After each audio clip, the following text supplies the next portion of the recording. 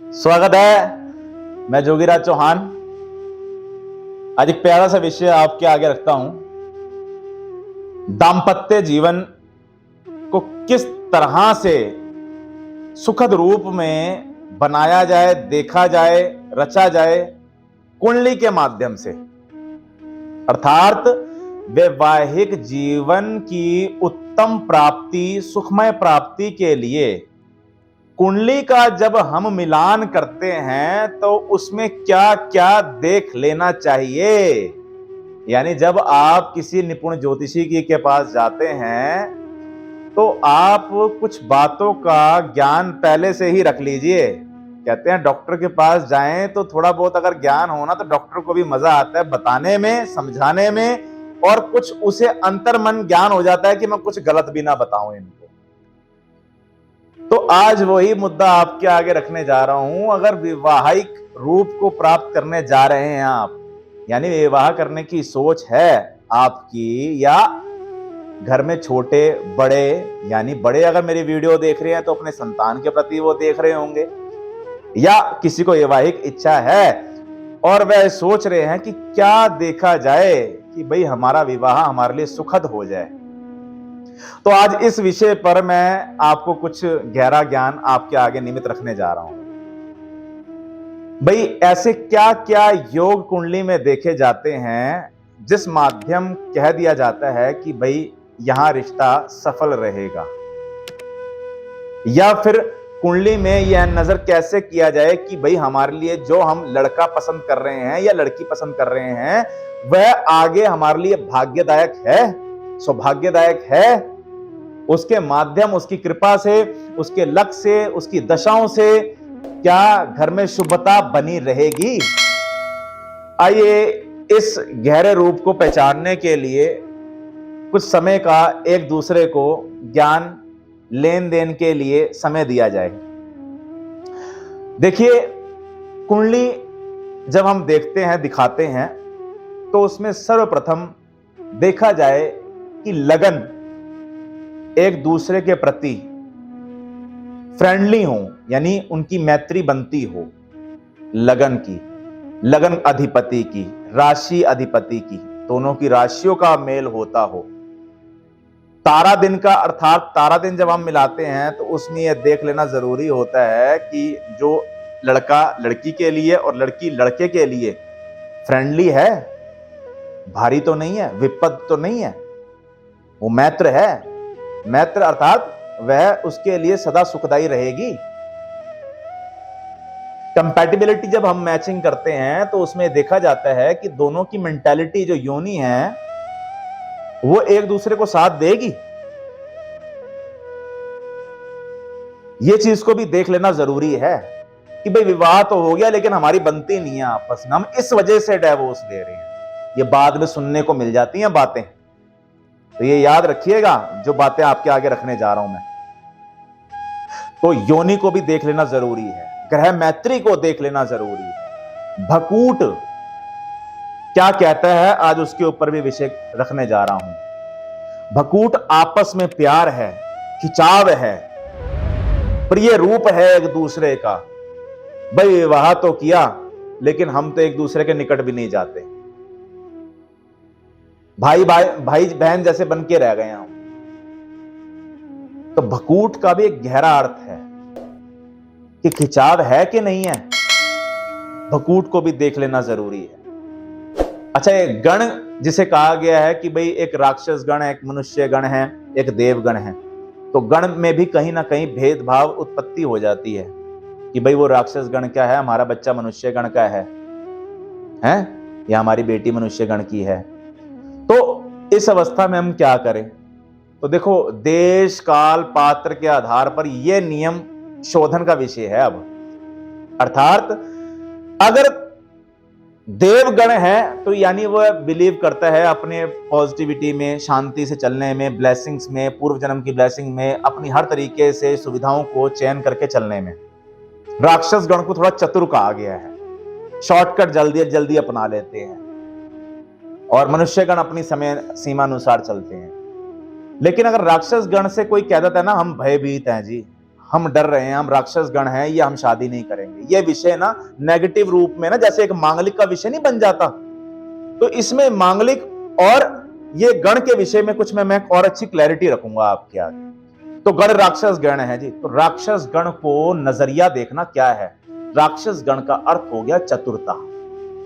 आज यदि आपको अपनी गृहस्थी अच्छे से निभानी है ना, अगर आपका पार्टनर चतुर है तो समाज से तो बचाएगा आपको, कोई नेगेटिव रिश्तेदारी है तो उससे भी बचा लेगा आपको। राक्षस गण को इतना गलत भी ना माने आप। अगर राक्षस गण को गलत मान रहे हैं तो फिर युग को भी गलत मान रहे हैं आप। कलयुग है, अगर आप राक्षस गण को गलत मान रहे हैं ना तो फिर युग भी गलत मान रहे हैं, इसका अर्थ समझिएगा। जैसा काल चल रहा है उस काल के आधार पर राक्षस गण के अंदर सिर्फ एक चतुरता है, तो चतुरता को गलत नहीं कहा गया, याद रखिएगा इस बात को। केवल राक्षस गण के आधार पर रिश्ता खराब हो जाता है। कहीं पंडित कहीं ज्योतिषाचार्य कह देते हैं कि गण राक्षस है, भाई तुम्हारे लिए गलत होगा ये, उस वजह से अच्छी फैमिली दूर हो जाती है, रिश्ते बन नहीं पाते। तो इस विषय का चयन बड़े सोच समझ के भी करना होता है कि गण के आधार पर भी रिश्ते खराब हो जाते हैं, तो इतना वहम यहां पर ना आए तो अच्छा रहेगा। भकूट का मेल शुभदायी माना जाता है प्रेम रूप में, आपसी प्यार है, खिंचाव है, भकूट मिलता है, ये समझ लेना दोनों की लड़ाइयां जितनी मर्जी हों प्यार वापस जोड़ देगा उनको, फिर खिंचाव होगा। जैसे कि कपल का होता है ना, लड़ाई करी फिर जुड़ गए, लड़ाई करी फिर जुड़ गए, ये भकूट वो रोल अदा कर देता है अपना। अष्टकूट मिलान का क्या प्रभाव है, ये वो वीडियो बन रही है आपके लिए। नाड़ी फाइनेंशियली स्टेटस देखना हो, आफ्टर मैरिज हम ग्रो होंगे, बढ़ पाएंगे, बढ़ोतरी होगी हमारी। नाड़ी अगर मिल रही है तो मैरिज के बाद बरकत है, शौहरत है, कमाई है, नाड़ी से संतान का सुख है, आगे संतान हमारे लिए भाग्यदायक होगी, नाड़ी से ही देखेंगे आप। नाड़ी का भी परिहार माना गया है, याद रखिएगा। लोग नाड़ी देखकर भी रिजेक्ट कर देते हैं, तो इसका भी परिहार लिखा हुआ है कि अगर नक्षत्र अलग अलग चरणों में है, अलग अलग नक्षत्र हैं, तो भी नाड़ी का परिहार माना गया है और 100% माना गया है। गृहस्थी को बहुत अच्छे से निभते हुए देखा है अपने अनुभव से। उन गृहस्थियों को 11-11 साल 12-12 साल हो गए हैं अपने साथ जीवन में अच्छे से निभाते हुए, तो 10-12 साल का भी अनुभव शुभदायी दिखता है, तो आगे जीवन से बहुत शुभ ही है। बच्चे बड़े बड़े होते नजर आ गए, तो नाड़ी का प्रभाव भी परिहार के साथ आपके आगे रखा है मैंने। फिर इसके बाद आ जाता है मांगलिक विषय। मांगलिक विषय में लोग घबरा जाते हैं, डर जाते हैं। याद रखना, एक बहुत थंब रूल आपके आगे रखने जा रहा हूं। यदि एक लड़का मांगलिक है या लड़की मांगलिक है और मांगलिक के कारण विषय खराब हो जाते हैं, गृहस्थियां खराब हो जाती हैं, तो सबसे बड़ी बात, जब आप किसी ज्योतिषाचार्य के पास जाते हैं तो इसका निर्णय जरूर ले लीजिएगा कि अगर मेरा बच्चा मांगलिक है या मेरे बच्चे के साथ जिसके साथ मेरी कुंडली मिलाने के लिए हम आए हैं वह मांगलिक है, तो डिग्रीज के ऊपर जरूर विचार कर लेना। एक 30 डिग्री का प्लैनेट होता है, 30 डिग्री का प्लैनेट होता है, उस डिग्री में अगर मंगल बाल्य अवस्था में है, अगर मंगल बाल्य अवस्था में है, डिग्री के अकॉर्डिंग देखा जाता है 1 से 8 डिग्री के अंतराल में अगर ग्रह है तो वह बाल्य अवस्था का दायरा है, और बाल्य अवस्था का दायरा कभी नुकसान नहीं देता। एक छोटे से बच्चे से क्या कामना करते हो, वो शत्रु बन जाएगा आपका, नुकसान दे देगा। याद रखिएगा इस बात को। मंगल इतना नेगेटिव नहीं होगा, मंगल मृत्यु कारक नहीं बन जाएगा आपके लिए। आप ऐसे नेगेटिव उपाधि को ना दीजिए मंगल, बस डिग्री कैलकुलेट कीजिए। आप ये समझ लीजिए, हानि, हमें हानि हो गई, हानि कितने की हो गई, 1 रुपए की हो गई या 1 करोड़ की हो गई या 1 अरब की हो गई। लफ्जों को देखिए, किसी ने कह दिया ये हानि का विषय है तुम्हारे लिए, कितने परसेंट, 1 रुपए की, 1% की। रिश्ता परिवार देख समझ के कभी ठुकरा ना दीजिए, यह भी एक निर्णय है सोच समझ के विचार बनाने वाला। यदि मंगल की डिग्री बाल्यावस्था में है तो घबराने की आवश्यकता नहीं होती, और लगभग 8 से लेकर 22 डिग्री तक के प्लैनेट अगर मंगल की अवस्था है तो यह समझ लीजिएगा युवावस्था कही गई है। डिग्रीज को आप नॉर्मल कैलकुलेट कर लीजिए, बहुत गहरे जो दायरे कैलकुलेट करने के होते हैं वो ज्योतिषी करेगा, लेकिन मैं ये सरल वीडियो उनके लिए भी बनाता हूं जो ज्योतिषी नहीं है, मात्र उन्हें ज्ञान आ जाए कि भाई हमारे घर में बच्चों के बिहाने वाला विषय है, वैवाहिक रूप को प्रदान करने वाला विषय है, तो हमें ये ज्ञान आ जाए। ये जो बच्चे सुन रहे हैं जिनका विवाह होने वाला है, उनके लिए कुछ ज्ञान का विषय वो अर्जित कर लें, तो यहां वहम ना कीजिए। और 22 डिग्री से 30 डिग्री का प्लेनेट है तो वृद्धावस्था है। एक बुजुर्ग जो 70-80 साल का है, वृद्धावस्था को भी लो एग्जाम्पल के तौर पे। एक बुजुर्ग जब बुजुर्ग हो गया, उससे क्या उम्मीद लगाते हो? वो आपके लिए जहर बन जाएगा, वो आपके लिए शत्रु बन जाएगा। वृद्धावस्था से क्या? तो मेन अगर ग्रह युवावस्था में और बल है मंगल के, आप ज्योतिषी के आधार पर देखिए, अगर मंगल वाकई ही शत्रु रूप में बैठा हुआ है, 8वें और 12वें घर के मंगल को गहन रूप दिया गया है, और मांगलिक अगर लगन का मांगलिक है, चतुर्थ भाव का मांगलिक है, तो उस मांगलिक के साथ विचार समझ आ जाता है। 7वें घर के मांगलिक के साथ भी विचार समझ आ जाता है। ये 3 मांगलिक जो कहे गए हैं वो सरल मांगलिक हैं, ये नहीं कि बहुत ज्यादा उनके लिए नेगेटिव माहौल है। 8वें घर का मांगलिक है और 12वें घर का अगर मांगलिक है, उन मांगलिकों को कहा गया थोड़े ज्यादा प्रभावी मांगलिक हैं। तो उनके साथ हम सोच विचार करके उनकी डिग्रीज को देखकर आगे बढ़े, यह ध्यान रखिएगा। और मंगल की रेखा ज्योतिषी के आधार पर भी और हस्तरेखा ज्ञान के आधार पर भी देख ले कि जो शुक्र की लाइन आ रही होती है हमारे हाथ में, उसी के साथ एक मंगल की रेखा भी आ रही होती है।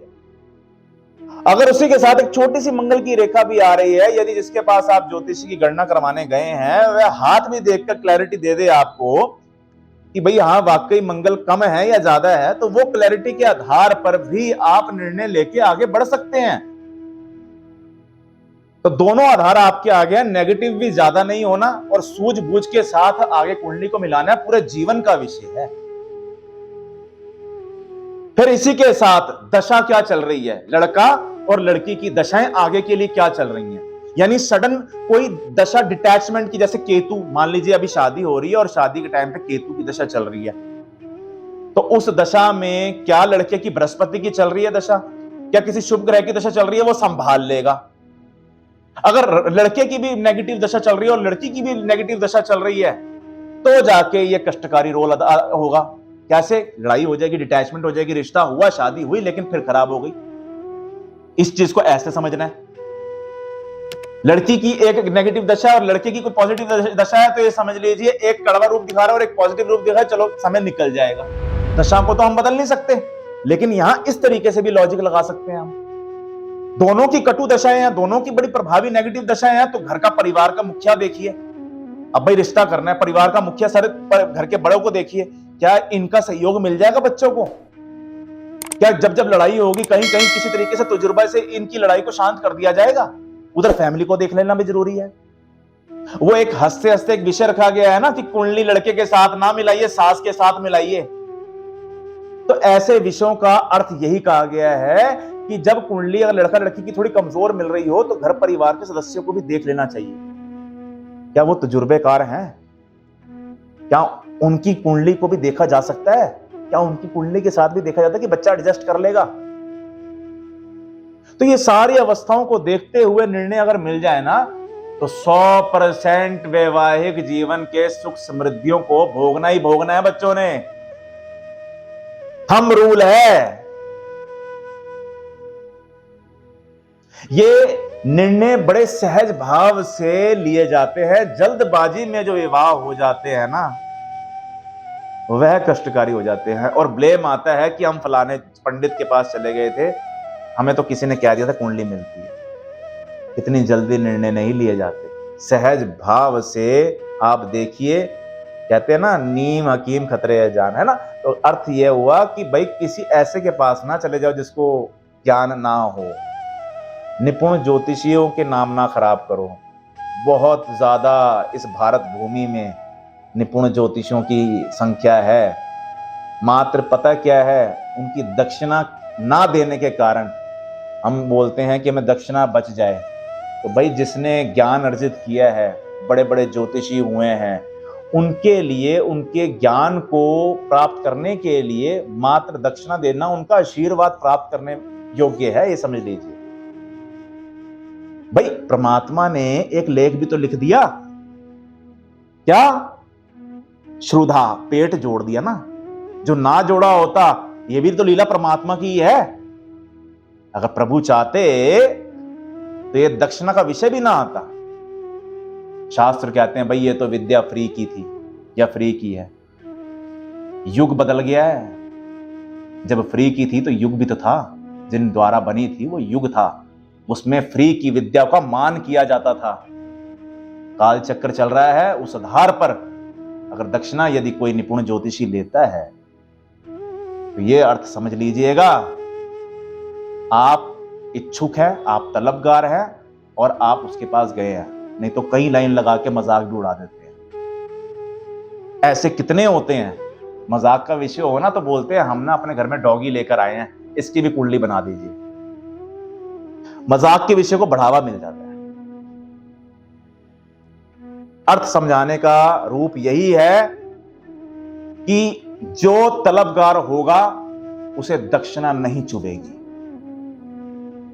अपनी गहन विषयों को अर्जित करने के लिए और हर एक ज्ञान के पहलुओं को समझने के लिए वीडियो के माध्यम से जुड़े रहिए और अपनी कोई भी क्वेरी हो उसके लिए आप किसी भी निपुण ज्योतिषी के साथ जुड़ें, ना कि आप ये सोचें कि भाई हम छोटे से एक पंडित के पास। पंडित का अर्थ हुआ कर्मकांड से, वो वेद मंत्रों का उच्चारण कर रहा है। ज्योतिषी ने ज्ञान अर्जित किया, जैसे एक गुरुकुल में एक हम पढ़ते हैं या हम 10वीं 12वीं की कक्षाओं में हम एग्जाम क्रॉस करके आते हैं, ऐसे ज्योतिषी की भी एग्जाम होते हैं। तब जाके विद्या प्राप्त करने के बाद ये गहन निर्णय आता है, कैलकुलेशंस आ गई। जो विद्या लैपटॉप में आ गई, मोबाइल में आ गई, वो एक पंडिताई का विषय नहीं है, याद रखिएगा, वेद मंत्रों का विषय नहीं है। उसको गहनता से आप लीजिए एज अ साइंस। देवी कृपा जिन पर मेहरबान हुई है वो साइंस को समझ पाए